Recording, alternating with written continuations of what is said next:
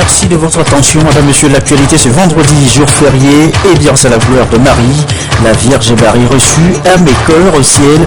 Les fidèles catholiques célèbrent l'événement en ce jour d'Assomption. Nous irons notamment à la cathédrale de Lomé où Monseigneur l'archevêque a invité les chrétiens à s'inspirer de la mère du Christ. Florent Manganaoui déçu, les chantiers péris dans les savanes n'avancent pas et c'est peu dire. Le ministre des enseignements primaires et secondaires a convoqué une réunion de synthèse avec les différents acteurs impliqués dans la construction d'infrastructures scolaires sur ce projet péri. Enfin, Kandopleu vous souhaite toujours le bienvenu. Ce village ivoirien frontalier du Libéria, mais ne vous fiez pas aux apparences. Derrière les sourires se cache bien une peur panique du virus Ebola. Nous irons tout de même ce soir à Kandopleu, en Côte d'Ivoire. Nous voilà, madame, monsieur, le sommaire, bienvenue. Nous voici le journal. Bonsoir à tous. Jour férié donc ce vendredi 15 août. Eh bien, c'est l'Assomption de Marie, la Vierge Marie, qui au terme de sa vie terrestre est entrée directement dans la gloire du ciel, âme et corps. L'événement aujourd'hui encore est célébré par les fidèles catholiques. La messe ce matin, vous allez la vivre à la cathédrale de Lomé. Monseigneur Dédi Abozou-Diakpa a invité à l'occasion les fidèles à s'inspirer de la mère du Christ. Reportage Augustin Kossi, Christine Pétikialoudé.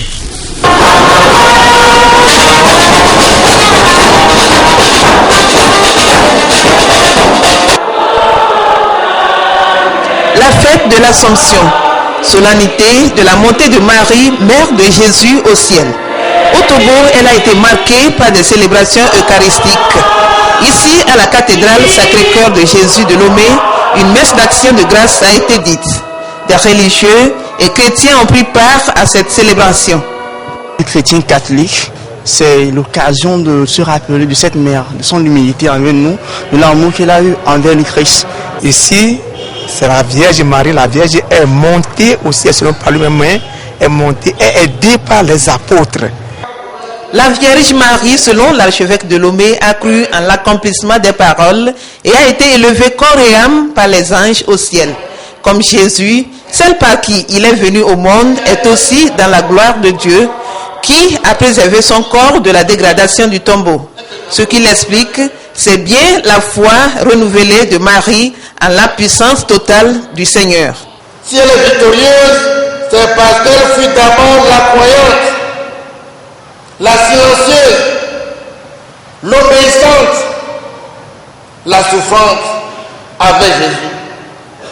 Dans ce mystère, nous contemplons réaliser déjà à la personne de Marie le don merveilleux que le Christ veut faire à son Église à la fin des temps, quand le nombre des élus sera complet. Alors, ces élus seront pleinement transformés par la puissance de l'Esprit, comme l'est déjà leur mère. L'Assomption est l'une des 3 fêtes de l'année liturgique consacrée à Marie. En ce jour béni, les fidèles catholiques ont prié pour demander pardon pour leurs péchés et pour que l'honneur fait à Marie rejaillisse sur eux.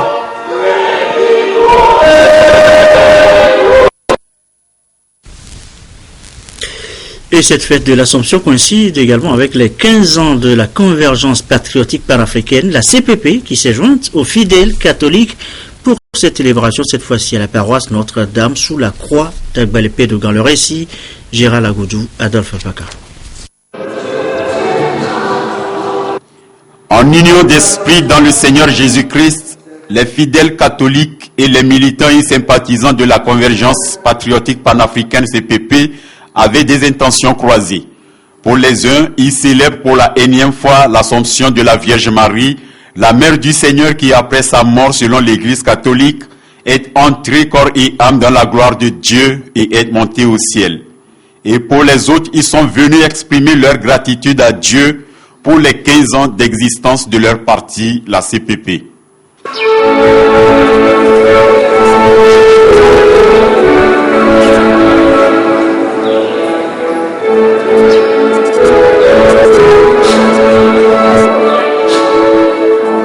Ce que l'on cherchait à obtenir, c'est le message de paix, de la non-exclusion et surtout le message d'amour pour notre patrie, Et aujourd'hui, le 15 août tombe sur l'Assomption. Nous n'y sommes pour rien du tout. Mais c'est parce que le hasard veut véritablement que l'amour soit la préoccupation première des hommes politiques. Une heureuse coïncidence en tout cas pour apprendre davantage de la vie de Marie, une vie pleine d'amour, d'humilité et de paix. Qu'on soit politicien, qu'on soit cultivateur, qu'on soit un citoyen civil. Notre devoir, c'est la vie. Nous sommes donc tous interpellés à lutter pour la vie, lutter pour l'amour. Créé le 15 août 1999 par la fusion de 4 partis, l'Union togolaise pour la démocratie UTD, l'Union pour la démocratie et la solidarité UDS, le Parti des démocrates pour l'unité PDU et le Parti d'action pour le développement PAD, la CPP reste toujours un parti d'obédience panafricaniste qui lutte pour la consolidation de la démocratie et l'amour de la patrie. Déjà hier jeudi, à la veille de cette fête d'Assomption, l'archevêque Denis Amosou Diakpa a consacré la nouvelle place de Calvaire. Et c'est juste au niveau de la colombe de la paix où trône désormais le crucifix du Christ, le salut de l'humanité. Antoinette Romain va voir. Un nouveau crucifix à l'entrée nord de la ville de Lomé. Ce site représente un lieu de recueillement et de prière pour les chrétiens catholiques. L'archevêque de Lomé, Monseigneur Denis Amosou Diakpa, en présence d'une dizaine de prêtres et d'une foule de fidèles, a procédé à l'inauguration de cette nouvelle croix du Calvaire. Pour lui, ce lieu doit rappeler aux chrétiens le sacrifice du Christ pour l'humanité. La croix avant était un signe de malédiction. Jésus a pris la croix sur lui-même, qui a maintenant sur lui tous nos péchés, en a fait un instrument de salut, de rédemption pour nous tous. Alors aujourd'hui, on est venu bénir ce calvaire, cette croix, pour que, en allant et en venant, en passant par ici, nous pensions à Jésus qui a donné sa vie pour notre salut. Le chantier a duré un mois.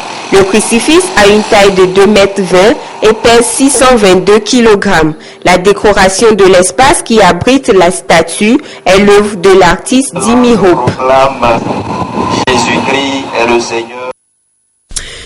Il est 20h08, la suite du journal. Hier déjà, dans nos différentes éditions du soir, nous vous faisions écho de la déception, de la grande déception de Flora Manganawe, le ministre de l'enseignement primaire et secondaire, suite à sa visite sur les chantiers Péri, ce projet de construction des infrastructures scolaires devant l'urgence et le retard accusé sur les chantiers. Et bien là, dans la savane, et bien le patron des enseignements primaires et secondaires a convoqué une réunion de synthèse. AGETUR, les entreprises et les bureaux de contrôle étaient tous là, présents.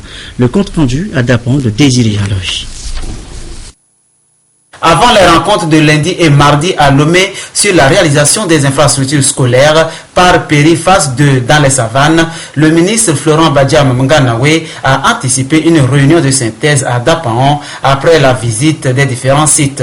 Suite aux manquements et retards relevés sur les différents sites, le ministre en charge des enseignements primaires et secondaires, face à face avec AGETUR, les chefs d'entreprise, des bureaux de contrôle et des COGEP, pour les situer dans leurs responsabilités et leur notifier les premières décisions.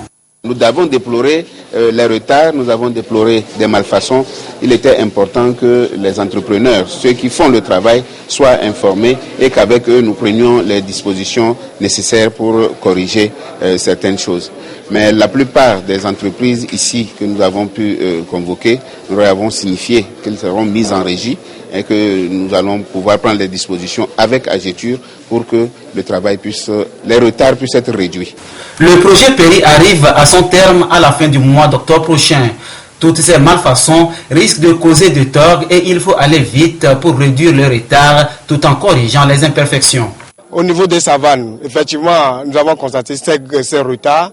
Les entreprises des savanes ne veulent pas s'approcher, au début ne voulaient pas s'approcher de l'AGETUR pour prendre ces matériaux. Nous avons tenu des réunions plusieurs fois et même l'heure avant de démarrage, ils n'ont pas pris. Cela, nous avons constaté que vraiment, c'est des gens qui veulent chercher à négliger les travaux. Donc, nous avons pris des mesures pour corriger toutes ces choses. Les chefs chantiers et bureaux de contrôle devant les faits accomplis reconnaissent ne pas respecter leur cahier de charge.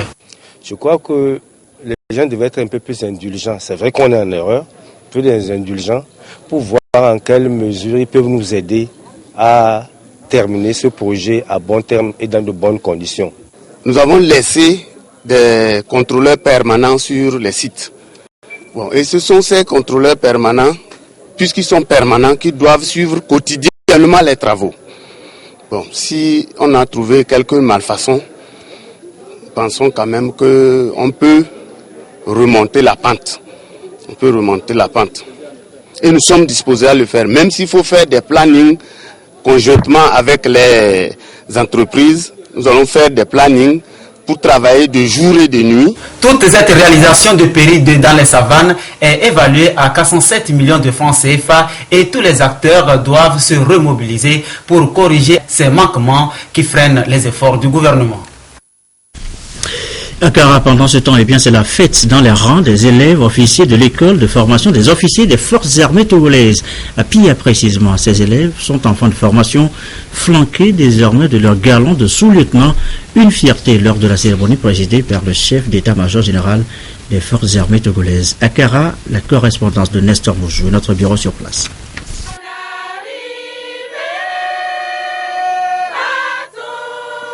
La 17e promotion de l'EFOFAT de Pia, école de formation des officiers des forces armées togolaises, a bouclé son temps. Pendant 2 ans, ces élèves officiers ont été moulés pour forger leur caractère et faire d'eux des militaires capables de commander une section de combat. Aujourd'hui, ils sont jugés aptes à porter le grade de sous-lieutenant. Le jour tant attendu est arrivé. 2 ans d'études à l'EFOFAT, ou plutôt 2 années de crapahu, d'interro, de cross chrono, et que sais-je encore. Vous avez serré les dents pour avoir les dessus. Bravo. Maintenant, c'est fini. Cependant, souvenez-vous toujours que dans le métier des armes, rien n'est gratuit et que l'événement de ce jour marque un nouveau départ. Car la vie de l'officier est essentiellement faite de responsabilités de tout genre. Chers cadets, soyez courageux et endurants.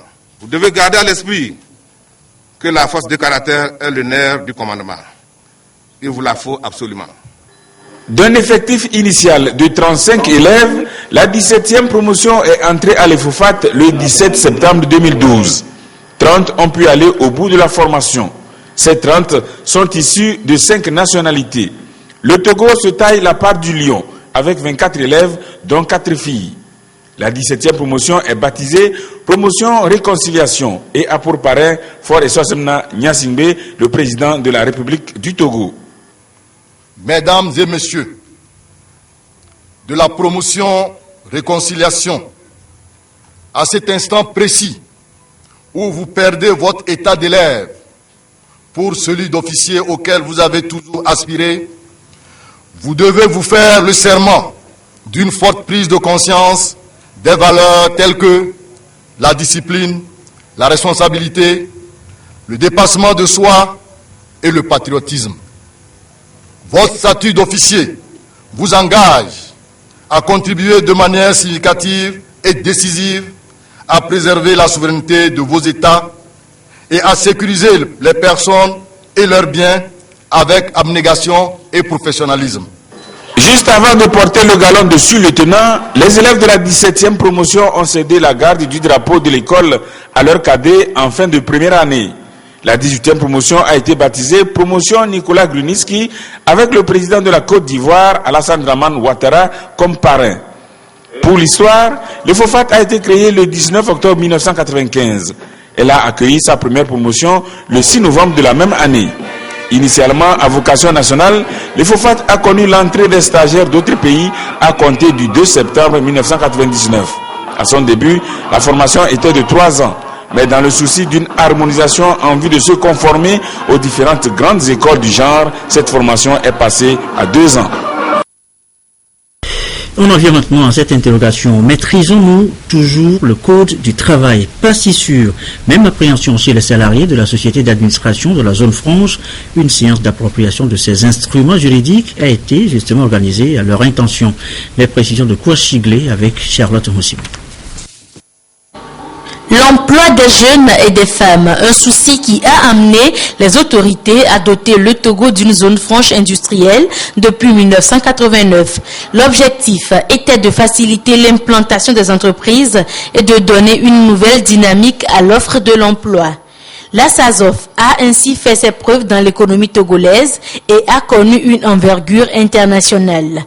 Malheureusement, des dysfonctionnements sont relevés entre la disposition des nouveaux tests et leur mise en œuvre effective en zone franche, ce qui est préjudiciable aussi bien à l'image du Togo qu'à l'épanouissement du travail.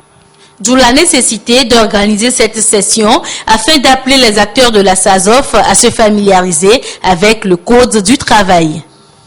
Avant de recruter, il faut s'assurer que le chercheur d'emploi ou le demandeur d'emploi est inscrit dans un service public de l'emploi. Et ensuite, les dispositifs en faveur de temporaire, emploi temporaire est régi par le code du travail. Des stages sont régis par le code du travail. Et évidemment, le retour des licenciés sont régis par le code du travail. La SAZOF est un secteur pourvoyeur d'emplois. L'enjeu ici est de pérenniser ces emplois. Il faut donc mettre tous les acteurs à l'aise. Autant l'entrepreneur jouit des avantages de la zone franche, autant les travailleurs s'épanouissent et récoltent des fruits de leur labeur. Dans un premier cas, il faudra amener par l'information et la sensibilisation les jeunes travailleurs et les femmes travailleuses de la zone franche à s'approprier les instruments juridiques relatifs à l'emploi contenus dans le Code du travail. Ces instruments qui fixent leurs droits et devoirs.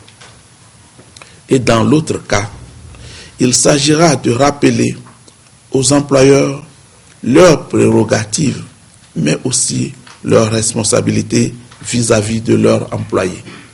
Les débats permettront de revoir les conditions d'emploi dans la zone franche et les recommandations seront prises en compte dans la stratégie d'amélioration continue des conditions d'emploi des Togolais. Les travaux ont été financés par le Programme des Nations Unies pour le développement. Autre question sur un tout autre registre maintenant, la santé. Comment améliorer davantage le système de santé au Togo? Eh bien, la question préoccupe donc l'association des médecins. Des expériences ont été confrontées hier jeudi entre ceux de la diaspora et d'ici. Que donne le diagnostic posé? Le compte rendu de Kouachiglé et Prudence Zizou. Le système de santé au Togo, comme dans d'autres pays africains, reste confronté à des défis majeurs pour une amélioration des soins de santé des populations. Une situation qui suscite des réflexions au niveau de l'Association des médecins de la diaspora et du Togo. À cette conférence, des professionnels de la santé ont porté leur regard sur la situation du système de santé au Togo en vue de proposer des pistes de solutions.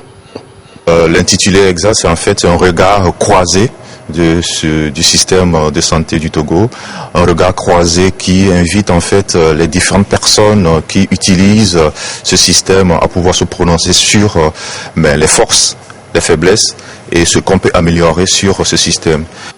Une étude comparative du système de santé du Togo ces 20 dernières années montre une amélioration significative, mais beaucoup de défis restent encore à relever.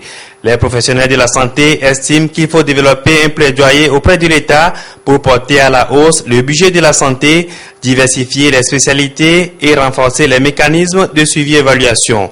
Des suggestions auxquelles le gouvernement accordera une attention particulière. Les différents aspects du système de santé sont pris en compte dans les préoccupations du ministère, qu'il s'agisse de la gestion des ressources humaines. D'importants efforts sont faits dans le sens du recrutement du professionnel de santé, qu'il s'agisse du financement de la santé. C'est vrai, l'Institut national d'assurance maladie prend en charge la couverture sanitaire maladie des fonctionnaires et assimilés, mais des initiatives sont prises pour aller vers une couverture sanitaire universelle, comme le recommande l'Organisation mondiale de la santé.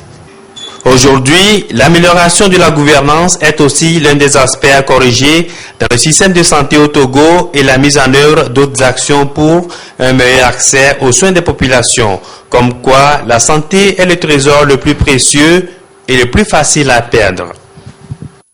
Santé encore, est-ce qu'on est toujours le bienvenu à Kandopleu? C'est un petit village ivoirien frontalier du Libéria. Là-bas, vous allez le voir, sous des airs de gaieté se cache bien une véritable peur panique du virus Ebola. Regardez.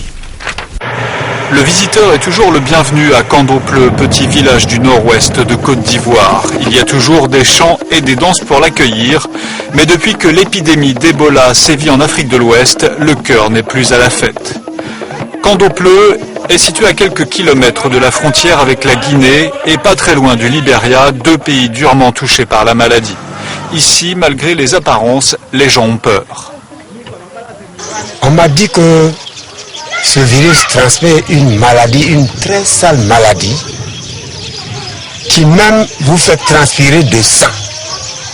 Alors cela me fait beaucoup peur. Et même, j'ai demandé à mes enfants qui vont dans les friches, dans les champs, de se garder, de nous envoyer des animaux sauvages. La viande de brousse peut être vecteur de la maladie et les habitants de Kandopleu n'en consomment plus depuis quelque temps. Une restauratrice fait même la leçon à ses clients. Arrêtez de manger de la viande de brousse. Arrêtez de saluer les gens. N'importe qui, même que ce soit votre maman. Arrêtez de leur serrer les mains. Au début, on pensait que c'était faux. Mais de la manière on apprend dans les autres pays que vraiment ça tue. Et quand si ça a tué ton parent, on le brûle. Vraiment, ça fait très mal. Les habitants de Kandopleu se mobilisent pour empêcher qu'Ebola arrive chez eux, mais ce n'est pas facile. C'est pas de gaieté de cœur que la population accepte d'abandonner son régime quotidien, mais pour des raisons de santé, cela va de soi. À la place de la viande de brousse, on mange du poulet ou du poisson, mais c'est plus cher.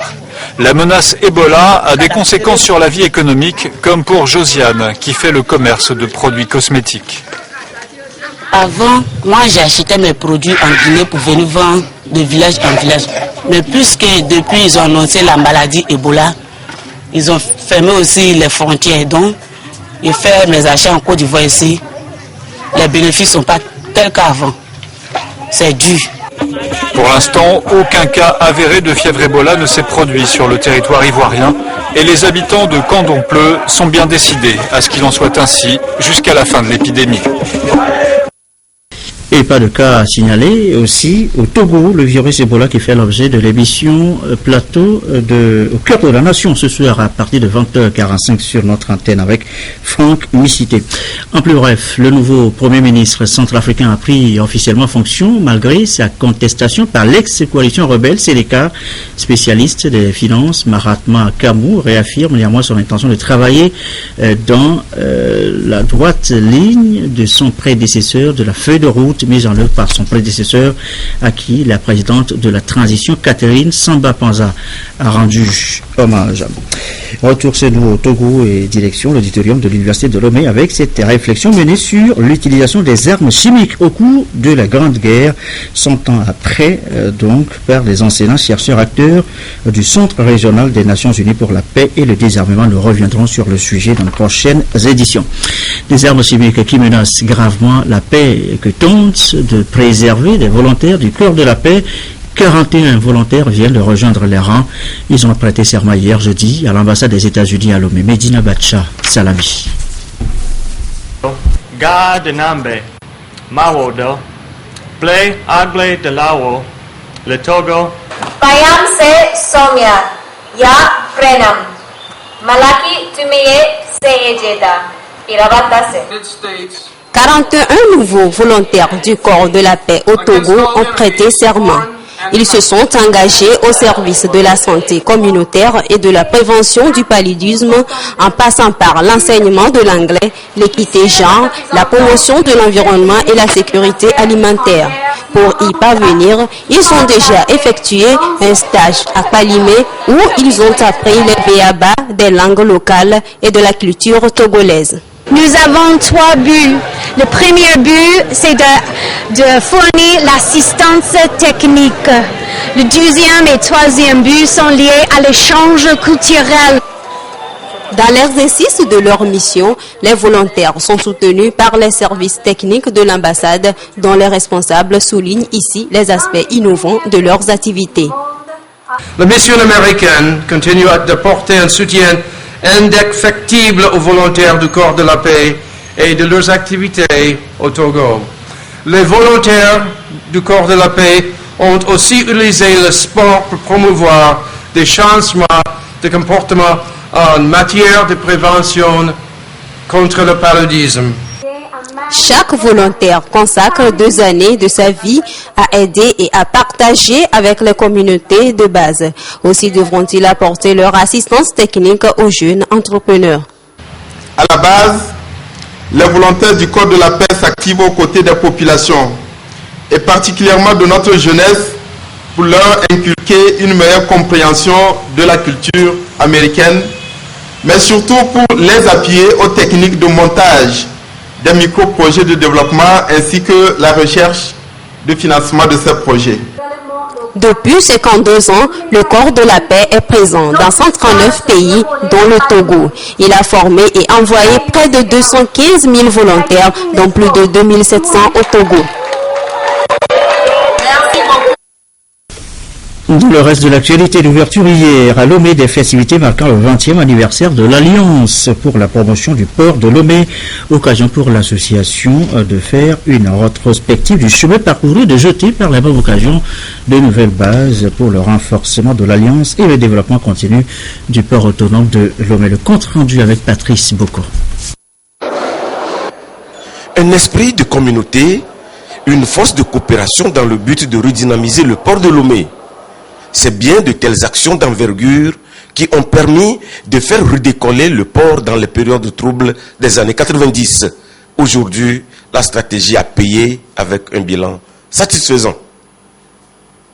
Au cours de cette période, l'Alliance pour la promotion du port de Lomé a réussi à créer un cadre de coopération entre ses différents membres pour une plus grande cohésion pour le développement des activités du port de Lomé. Et je parlerai également des actions de promotion qui font partie de la principale mission de l'ADEPEP, qui est l'association des acteurs portuaires. Promotion particulièrement vers les pays de l'Interland, tels que le Mali, le Burkina, le Niger, où d'intenses missions de fidélisation ont été menées et qui ont permis réellement une grande utilisation du corridor togolais par nos partenaires du Sahel. Mettre en valeur les atouts du port de Lomé, encourager et développer la coopération entre les acteurs portuaires avec des activités qui ont pour visée de nouer des contacts commerciaux et offrir des conditions les plus avantageuses. Nous le voyons tous aujourd'hui, il suffit de passer vers la zone portuaire. Nous voyons les grands changements en cours dans le port de Lomé. Nous avons des grands projets, le 3e quai qui est déjà achevé. Vous avez vu les portiques qui sont déjà là. Créé le 12 août 1994, le ADPL est une grande famille composée de l'autorité portuaire, soutenue par les consignataires, les manutentionnaires, transitaires, transporteurs, des représentants des pays du Sahel et autres partenaires.